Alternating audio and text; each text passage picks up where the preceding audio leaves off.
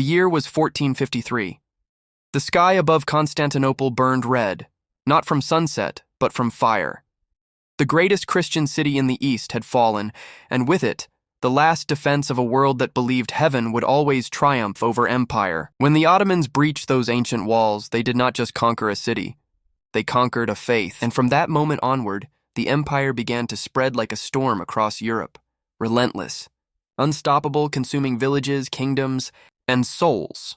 Across the Balkans, the stories were always the same. One morning, riders appeared on the horizon, the crescent banners glinting in the light. By nightfall, the villages were emptied. The old men knelt in the mud, begging for mercy. The young were taken, and the women, they prayed. But in this storm of conquest, one group stood apart, silent, cloistered, and forgotten by armies and kings alike: the nuns.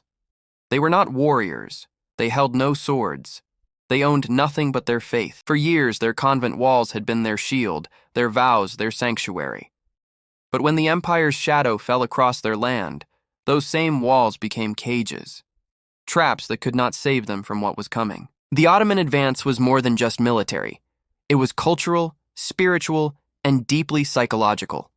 The empire sought not merely to rule, but to reshape, to turn crosses into crescents, to silence the bells that had rung for centuries, to erase the very memory of resistance.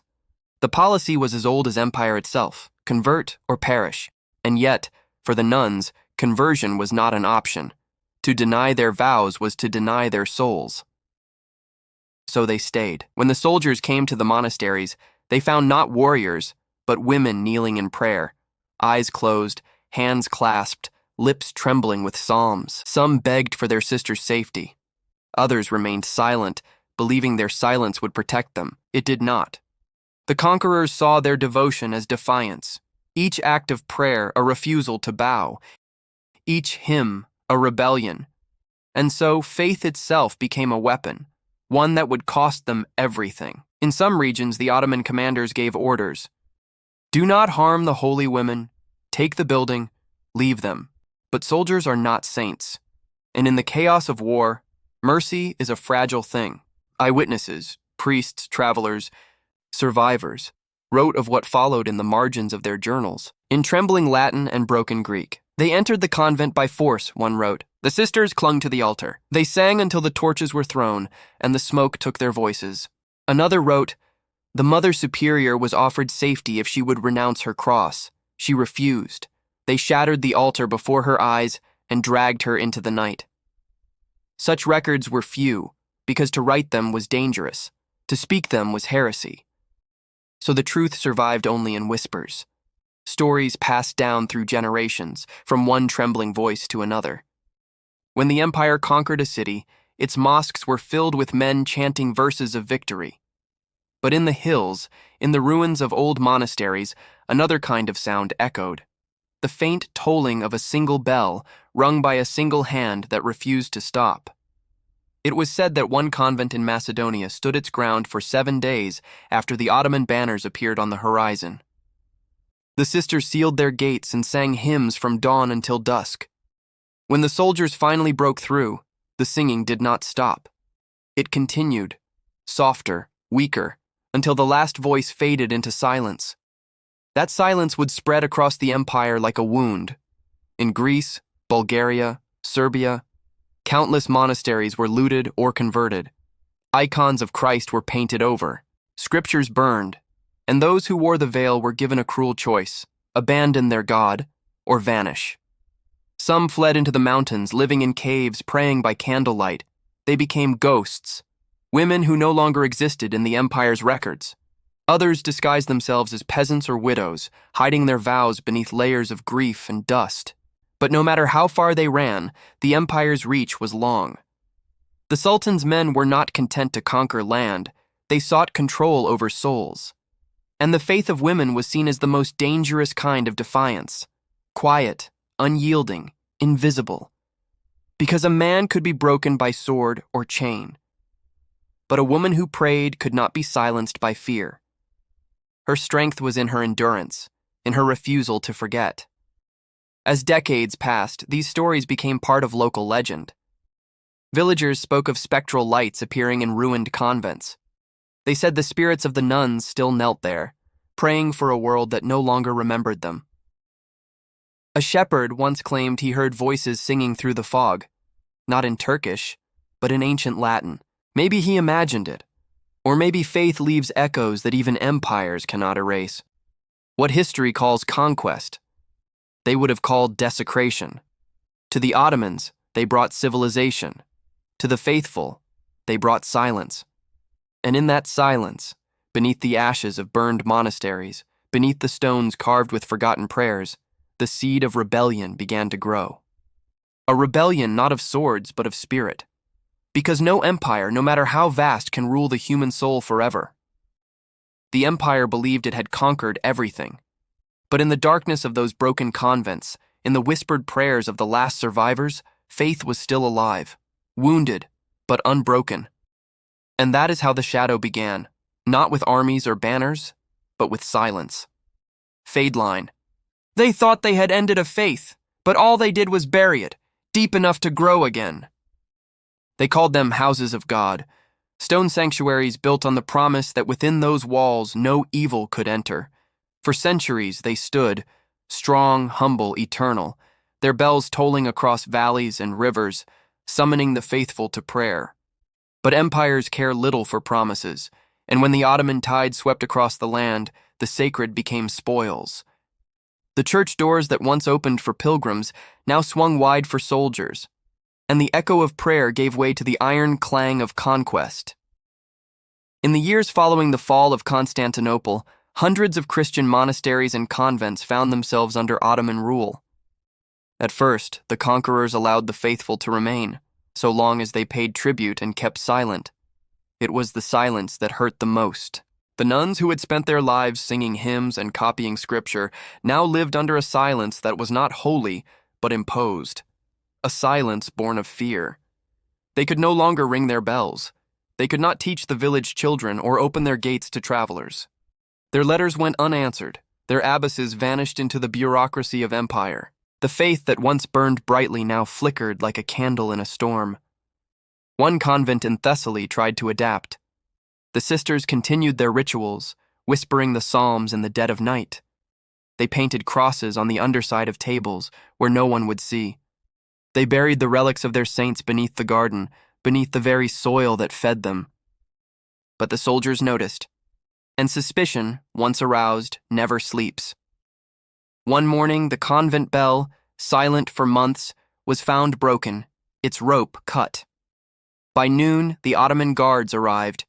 They searched the chapel, the library, the dormitories. When they found the hidden crosses, they did not speak.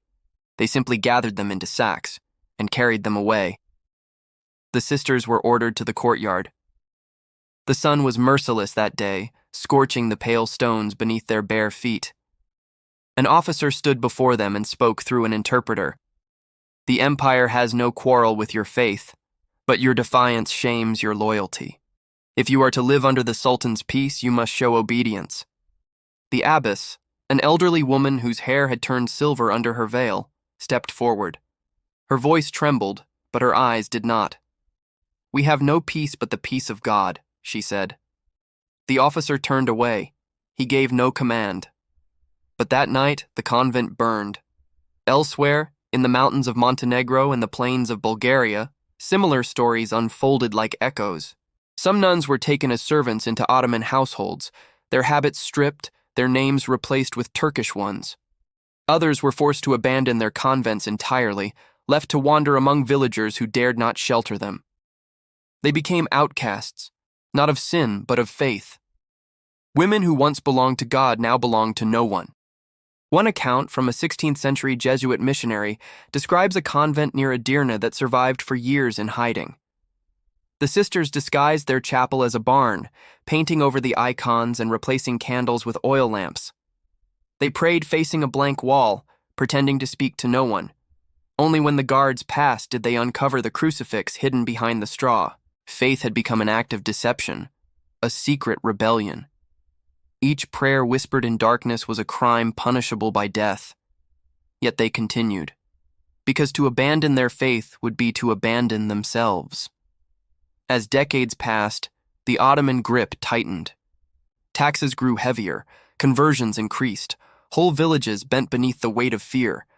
And still, in every town, there were stories of the sisters, women who prayed underground, women who vanished at night and reappeared at dawn, their faces streaked with soot, their hands blistered from carrying candles through tunnels of stone.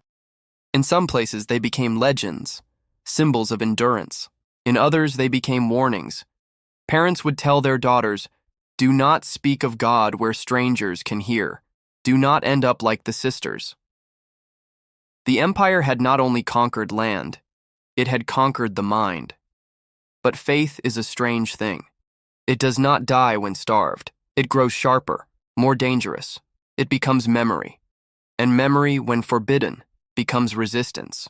There are tales, half myth, half truth, of secret convents that survived in the forests of Wallachia and Thrace. There, the nuns built chapels in caves, using melted wax to paint crosses on the walls. They kept their vows not out of hope, but out of defiance. Each dawn, they would rise and face the east, whispering the same words their mothers had taught them.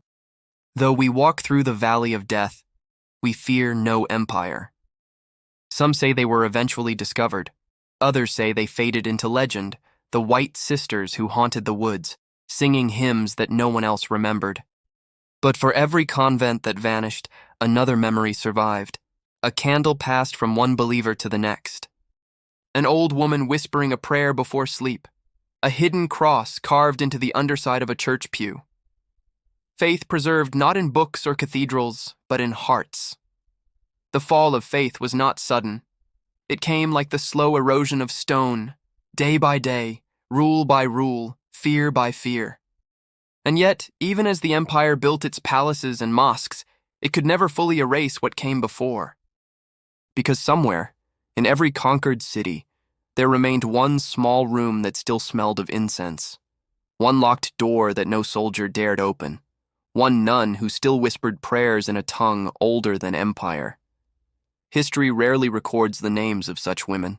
Their stories are buried beneath the chronicles of kings and sultans, but without them, faith itself would not have survived.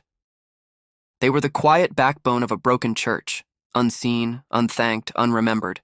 Their courage was not in battle, but in belief.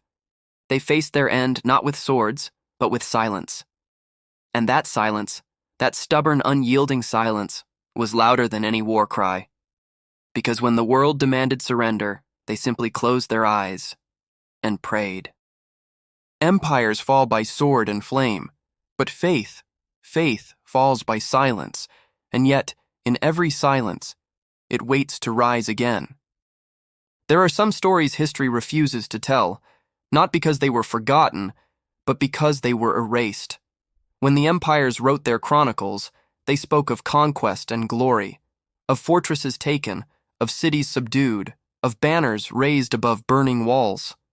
But in the margins, in faint ink, smudged by trembling hands, there were other words, words that whispered of things too terrible for the official record, words that even priests dared not repeat aloud.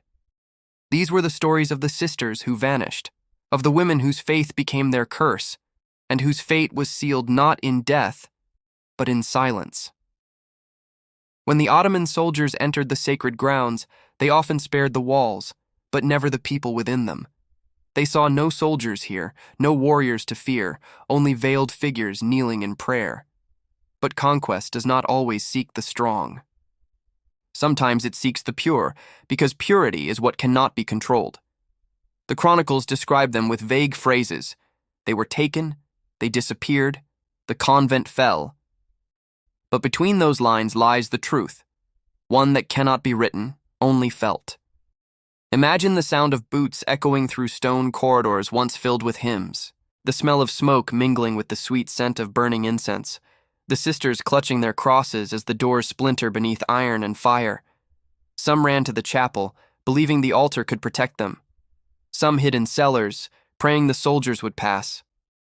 Others simply knelt and closed their eyes, surrendering not to men, but to fate. Those who survived would never speak of what came next, not to the church, not even to God. In one ruined monastery near Ohrid, villagers later found the remnants of a chapel buried beneath debris. The walls were blackened by soot, but the crucifix still hung, scorched yet unbroken. Beneath it, they found words carved into the stone, faint and childlike. "Forgive them, for they knew not what they did."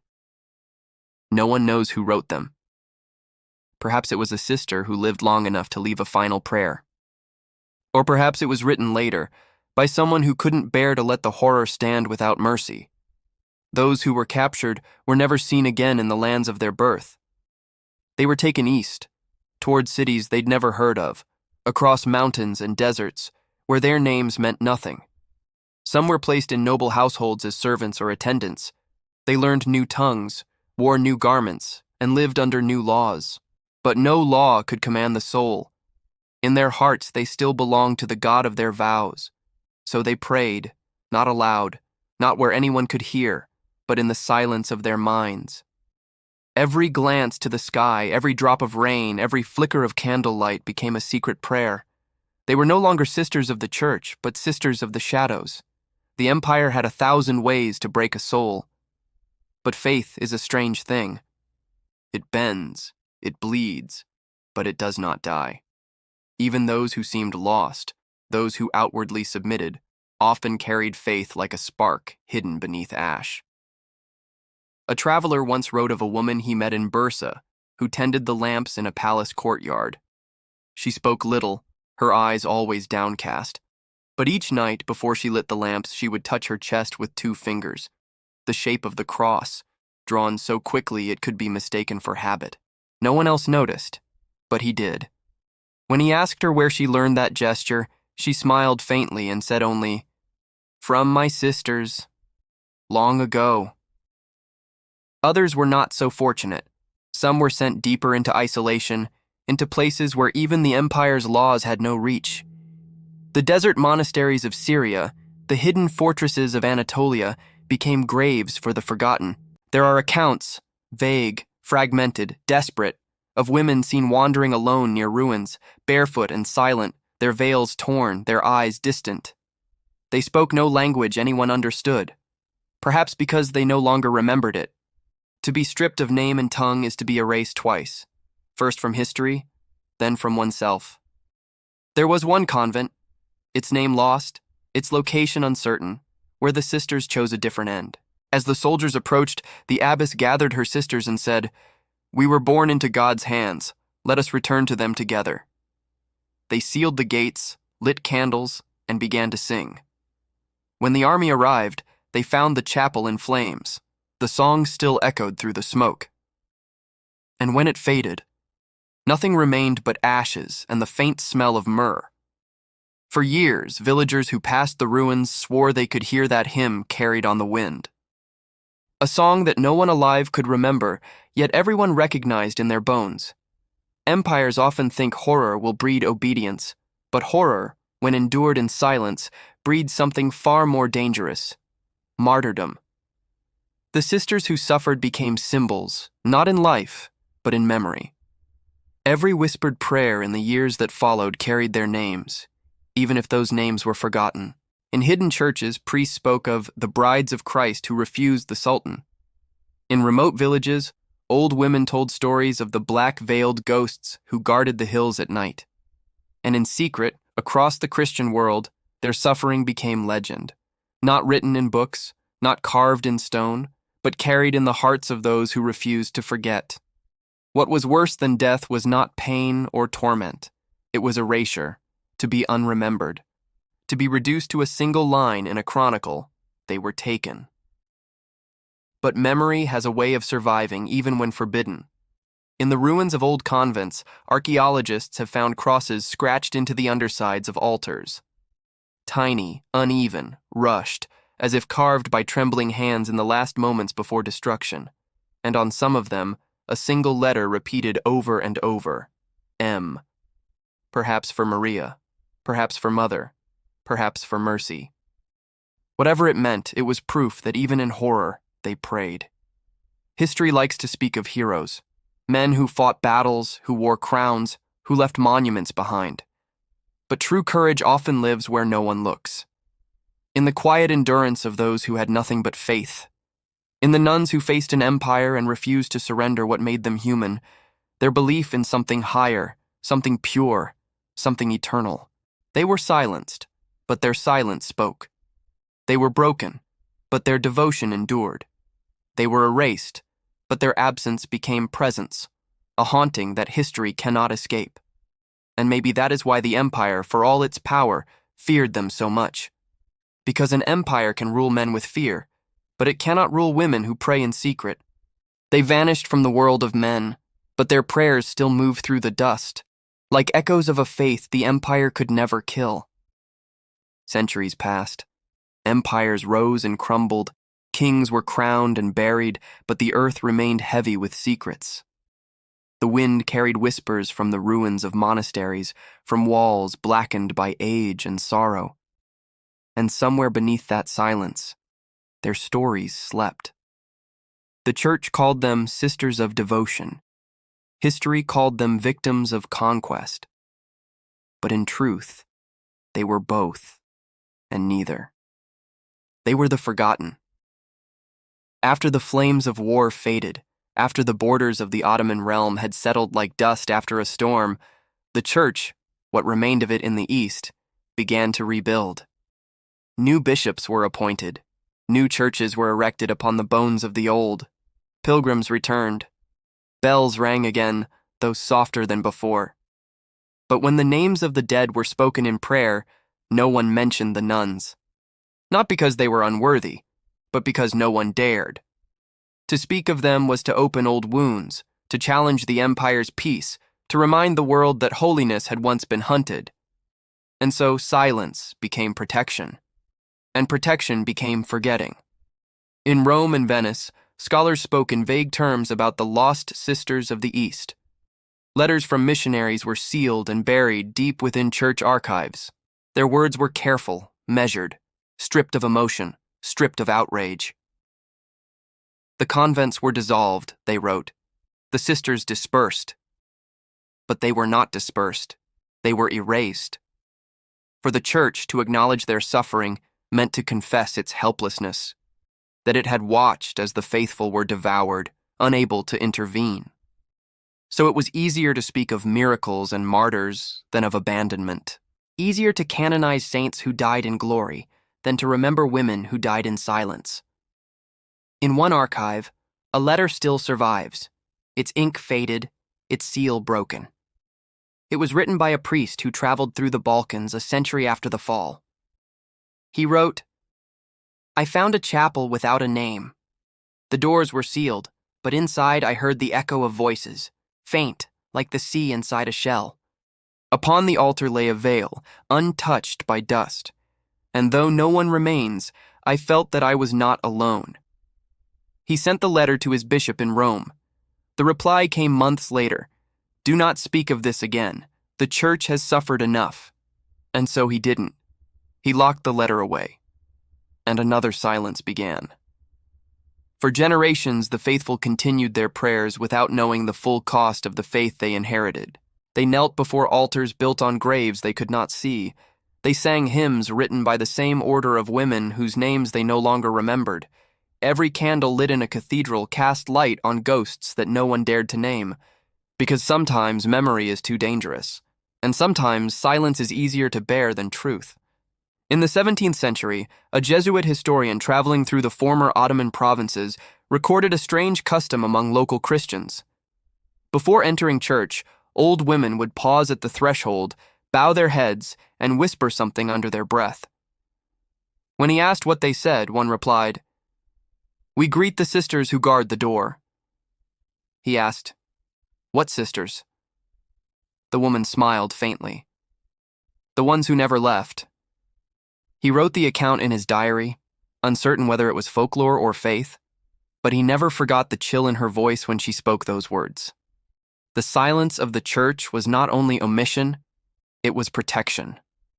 To speak openly of the sisters would have invited scrutiny from the empire. It would have risked the fragile peace between crescent and cross. So the church did what institutions often do when faced with pain too vast to heal. It buried it. And yet, the truth found ways to surface. In whispered legends, in midnight prayers, in the way old monasteries seemed to breathe even after death. There were rumors, soft as wind, that deep beneath Mount Athos, monks still kept a hidden record. A book of names, written in secret by those who remembered the fallen sisters. Each page marked not with ink, but with wax, melted from the candles that once burned in their chapels. A book never shown to outsiders, because its words were said to weep when read aloud. No one knows if it ever existed. Perhaps it was only a story, but sometimes stories are the only graves the forgotten ever receive. Centuries later, when the empire finally waned and the world began to remember what it had lost, archaeologists uncovered ruins that spoke louder than any chronicle. Collapsed stone cloisters, fragments of frescoes showing the Virgin Mary, her face deliberately scratched away, and on the back of a shattered altar slab, a cross carved upside down, not out of blasphemy, but out of desperation, a secret mark made by trembling hands to preserve the symbol even when forbidden. These ruins were not just remnants of faith, they were testimonies, silent confessions in stone, proof that belief had not died, it had simply gone underground, waiting for the day when it could breathe again. By the time the modern world was born, when Europe spoke of enlightenment and progress, the sisters had become myth. No one remembered their names, only their absence. But myths have power. And in that myth lived the truth of what the church could not bear to face, that holiness does not always shine in cathedrals. Sometimes it flickers weakly in a dark room held by a trembling hand, refusing to go out. The silence of the church was a wound, and like all wounds left untended, it festered into shame. Yet from that shame grew reverence. Quietly, in hidden corners of Europe, small chapels began to appear, dedicated to the sisters who endured. No saints, no relics, just candles and the faint sound of singing, as if the walls themselves remembered what men had tried to forget. The church never canonized them. There were no miracles recorded in their names. And yet every act of faith that survived under the empire, every secret baptism, every whispered prayer, every smuggled crucifix, owed something to them. They were the foundation beneath the altar, invisible, unthanked, unbroken. The church fell silent, but their silence became its strength, because when all the world turned against them, when even God seemed far away, they prayed anyway. And that prayer carried across centuries until the bells rang again. The church forgot their names, but heaven did not, and in the silence they left behind, the faith of generations was born. History remembers the conquerors, their banners, their palaces, their wars. But beneath the noise of empires lies another kind of memory, a quiet one, written not in ink, but in faith. The sisters who vanished into the shadows of the Ottoman world left behind no tombs, no monuments, no hymns sung in their names, and yet their presence lingers in every chapel rebuilt upon ruins, in every prayer whispered by those who refused to bow. They did not win in life, but they endured in spirit. And in enduring, they became something greater than history could contain. Because faith is not proven in triumph. It is revealed in the moments when light is gone, when hope burns low, and the soul chooses to believe anyway. The empire that broke them is gone. The stones of their convents lie silent beneath new cities. But somewhere, in the stillness of forgotten sanctuaries, you can almost hear them, a faint echo of voices rising through the dust, reminding us that holiness is not bound by victory, only by courage. They were the women who suffered, the church that stayed silent, and the faith that refused to die. And though their prayers were drowned by the roar of empires, heaven heard them still.